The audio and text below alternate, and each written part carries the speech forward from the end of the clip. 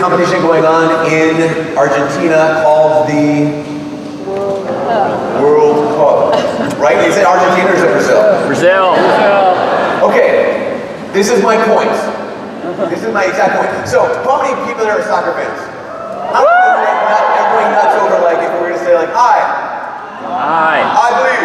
I believe. You know what the rest of us, right? Yeah. Wait, I'll tell you why in just a second. How many people like football fans? People like Sunday morning, like Saturday's your day. Baseball, anyone right now? Like St. Louis Cardinals, I think they have a baseball team. St. Louis. Here's why, like the whole, like I don't even know what country the World Cup is in, is because of this. I don't understand, and this is no offense to anybody who just raised their hand, I don't understand the appeal of watching a sport. Like no, I love baseball, that's why I watch it. Like, then why don't you play it?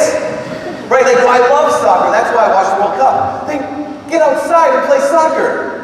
Like, I just don't understand. I don't get the concept of, like, I like this thing so much, I'm gonna watch someone else do it. Like, also, I don't get this. On the back of this wall, right, there's all these jerseys. You know, these jerseys are people, their numbers have been retired. But I know people do this. They wear the jersey of someone else. And I just, like, again, that boggles my mind. I'm like, why are you wearing someone else's number? Why do you have someone else's name on the back of your shirt? It just, put your own name there. Get your own number. Like, be proud of that kind of stuff, you know? Because, again, this kind of, here's why. Why am I ranting? Because I don't like when someone else does something, just watching them do it. I want to be part of the story. Like, I want to be part of the action. And the same thing is true, like, I mean, when it comes to stories, like, I think that's one of the reasons why we like certain kinds of stories, because they draw us in, right? Like, we actually feel like we're part of the story.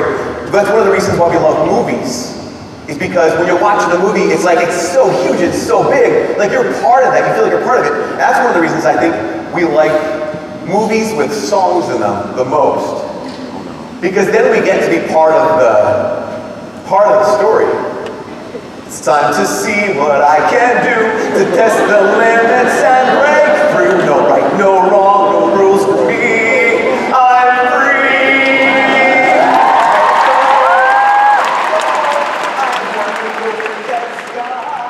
Let it go, let it go. You'll never see me cry. Everyone, here I stand, and here I stay. Let the sun rage on.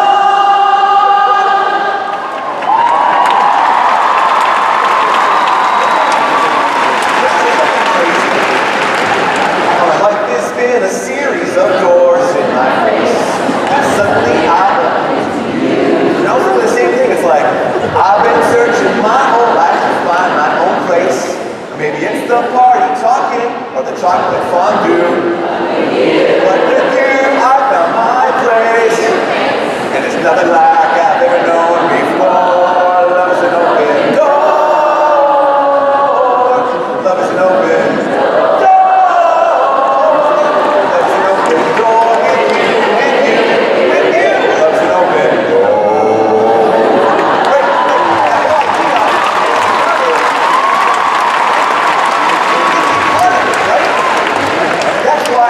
Song to sing along, yo, because you get, when you know it, you want to, like, I don't just, why is the priest singing? I want to sing too, like, because that's it, right? I mean, think of that movie, and part of that story. One of the reasons we love these stories and love these songs is because we feel like we're part of them. Here's the story of Frozen, right? Everyone's seen it because it's the top grossing Disney movie of all time. So here's the story of Anna, and here's the story of Elsa, and here's Elsa. And everyone feels terrible for Elsa because why? Because when she has her powers, her parents say, conceal, don't feel, don't let them know. But now they know. Like, this whole idea. Like, everyone feels bad for Elsa because she's locked in this room all by herself and she never knows love, but she longs for love. I feel bad for Anna. Because Anna's in the same boat. Anna has no idea. You know, Elsa feels bad, she has these powers. Anna feels bad because her whole life, she's made for love too. And all she wants to do, you guys, she just wants to build a snowman. Here's the thing, she's knocking on her sister's door, all has not been why won't my sister talk to me? Why won't my sister love me? Our parents are gone. Nobody loves me. Here's Anna. Nobody loves me. Here's Elsa. Nobody loves me. And it's incredible to realize this. When we have that wound in our hearts, that you know you're made for love, but you don't get love, we have one of two options. One is Elsa's, which is this: I know I'm made for love, I'll never get it, so you know what? I'm out of here. Let it go. I mean, think about it. If the movie ended right there, if Elsa's story ended there, how would it end? That would be, she'd A, be the villain. You know that's a villain's song, right? I mean, no right, no wrong, no rules for me. That's, when we couple that with power, like, okay, she's gonna be a tyrant. But if her story ended there, where does she end up? She ends up in the mountains, alone, in an ice castle, by herself. It's a tragedy. But Anna's story, like, you know, that's the anthem, right? Let it go. Like, that's great. No, it's not great. That's someone who's all alone because they're made for love and they think that there will never be any love. Anna, you know, the love song of the movie, Love is an Open Door. If that story ended there, what would happen to her? She would end up either being abused by this guy that she just met or actually murdered. That was his plan. Like, if the story ends there, his plan was to murder this woman. She's like, love's an open door. Like, you know, is something crazy? Yeah, your future husband's gonna kill you. That's crazy. Those are two options though. When we're made for love, we don't get love. Our two options oftentimes are, you know, it'll never work, or the first person who comes along and offers me something that looks like love, I'm gonna grab onto this, and I don't care what it costs me. But it's amazing. The story doesn't end there, obviously. The thing that transforms these hearts of these two girls, these two sisters, is in the climax of the movie, as you know, when Anna is executed. They mentioned this, that, you know, the thing that changes like this emptiness and brokenness into transforming love is that Anna gets executed. Pause. Does Anna get executed? No. That's very important. I'm glad you got that. Anna doesn't get, you're like, execute. I don't ever see. No, was there an electric chair? Was there something involved here? Like, no. Anna was not executed. I heard so much. Anna was not executed. What did she do? She sacrificed herself, right? She sacrificed herself. There is a world of difference between getting executed and sacrificing yourself.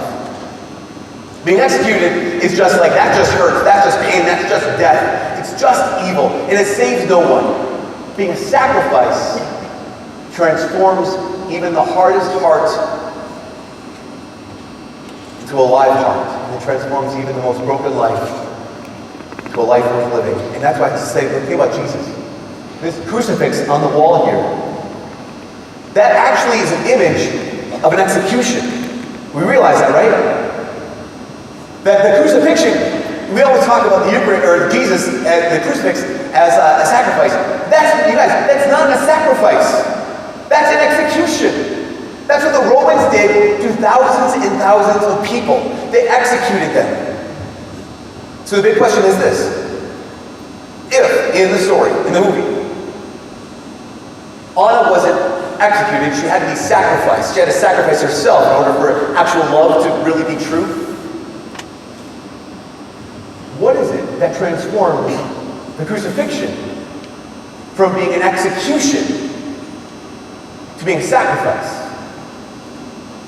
The amazing thing is this. This is incredible. The night before Jesus was crucified, the night before he was executed, the night before his life was, in a certain sense, taken from him, he says, no one takes my life from me. I lay it down freely. That's not free. That's an execution. Why? Because the night before he was executed, at the Last Supper, at the altar of the Last Supper, he already laid down his life. When he said, take this, all of you, and eat of it. This is my body given for you. Take all of this and drink from it. This is the chalice of my blood, the new and eternal covenant, poured out for you. The reason why, the only thing that transforms the crucifixion from an execution to a sacrifice is the Eucharist, is the Mass. is the fact that before he was executed, Jesus sacrificed his very self by giving us his very self. We realize that, right? We realize that the truth of the Mass, the Eucharist, is that it really is Jesus. Not just like a memory of him. It's not just like a symbol of him. It's not just kind of like, oh, that's a nice idea. Give me the cracker. No, that's God himself. And if it's not God himself, if the Eucharist isn't really Jesus himself, then that is just an execution. Question, can an execution save you? No. A sacrifice saved you, and a sacrifice saved me. And that sacrifice is what we get to do, get to be part of at every single Mass. Where the priests stand up and they offer the sacrifice. We offer that sacrifice again of God's body, blood, soul, divinity, the whole God, back to God. Think about this. We get to lift up the sacrifice of Jesus back to God. That's what's happening at every Mass. That's why one of the reasons I love being a priest, that's probably why all us up here are priests, and that's why these guys want to be priests, is because like this recognition of like God is calling us to be part of the story. He's called us to be priests, which means this. We get to sacrifice, lift up that sacrifice of the Son to the Father, the power of the Spirit, but also this. As priests, what we do is we don't just offer the sacrifice of Jesus, we actually have to be the sacrifice too at the altar. That's what every priest is called to do. Let's go back to the beginning. I don't like watching stuff. I want to be part of it. Question for all y'all. How many people here are baptized? Please raise your hand if that's okay. Okay, you're all baptized. Most of you are baptized. Okay, great. That was like 3 of you. Great, wonderful. If you were baptized, you were also anointed a king or queen, a prophet, and a priest. Which means every person here who's baptized, you actually are priests as well. Did you know this? This is like Catholic theology, is what we believe. That we're ministerial priests, y'all are kingdom priests. You're priests of the new kingdom. Which means what? Which means what do priests do? They offer up sacrifice. Which means as often as you come to Mass, you're not supposed to just watch. We're doing this thing behind here, and we're saying the words. That we have to say the words, don't say the words. But while we're doing that, while we're saying the words, while this is happening, we're lifting up the sacrifice of the Son to the Father, which transforms the world. What you're supposed to be doing as kingdom priests is you're supposed to be doing the same thing. To be able to say, yes, with that priest, with Jesus, and the power of the Spirit, I also am joining my prayers to his and lifting up the Son to the Father. Because you're not called, God does not call you, and the church does not call you to watch the Mass. We actually need your priesthood. Your priesthood is necessary. We need you to be part of the story, be part of the action. Those are bleachers. But you're not called to just sit in the bleachers. This whole room, this isn't just the game right here. This whole stadium is the game. So I have to ask the question. At Mass, are you a spectator or are you a priest? When you go to Mass on Sunday, do you watch or do you represent the sacrifice of the Son to the Father for the transformation of the world? Because that's what you're called to do. That's what you were anointed to do. You all, with the ministerial priests, were anointed to be part of this sacrifice. So here's the last thing. I'm going to invite us to do this today, and I think that if we do this one thing, it will change the way in which we experience Mass for the rest of our lives until we get to experience the eternal Mass in heaven. If we do this one thing, it will change the way we experience the Mass every day, every Sunday, until we get to the eternal Mass in heaven, and it's this. If we stop watching, we start worshiping. We stop watching and we start worshiping. And what that means is use your priesthood. Please, please, please, Christians, stop wasting your priesthood.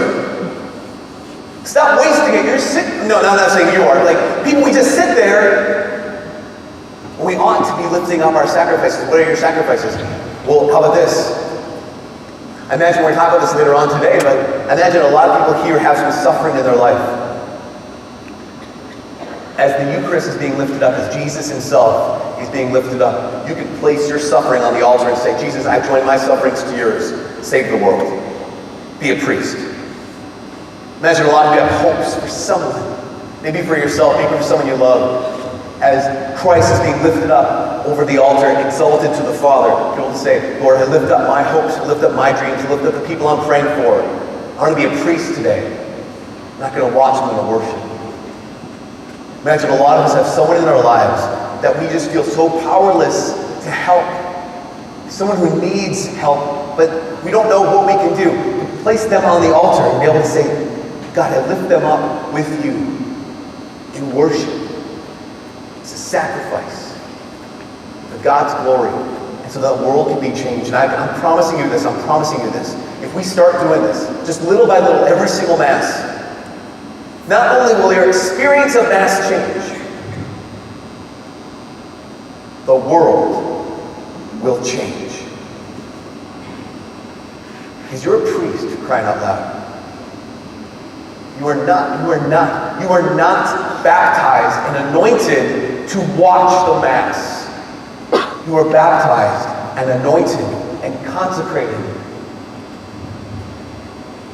to worship, to sacrifice, and to offer up not the execution, but the sacrifice of the Son to the Father. So, for the rest of this Mass, and please, for the rest of your lives, do not waste your priesthood. Amen? Amen.